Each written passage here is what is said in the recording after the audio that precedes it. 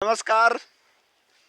हम सनी भौकाल म्यूजिक में आप सबका स्वागत है। हम भोजपुरी गायक सनी दुलरू आप सबका गोड़ छू के गोल लागता नहीं। हमें आसाना पूर्ण विश्वास बा कि आप सबका प्यार दुलार आशीर्वाद अपने छोट भाई पर सही बनल रही। तो हम आज आप लोगन के बीच में एक रंगदारी सॉन्ग रियल आवाज में भेज रहा बानी। तू रंगदारी सॉन्ग के सुनी जा आप लोगन।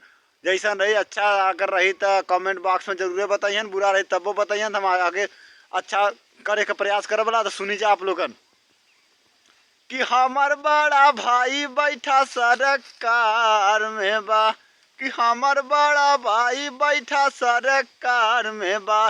दबदबा यार के तोहरे यूपी बिहार में बा, दबदबा यार के तोहरे यूपी बिहार में बा।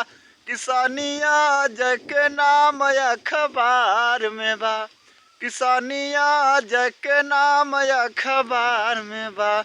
दबदबा यार के तोहरे यूपी बिहार में बा, दबदबा यार के तोहरे यूपी बिहार में बा।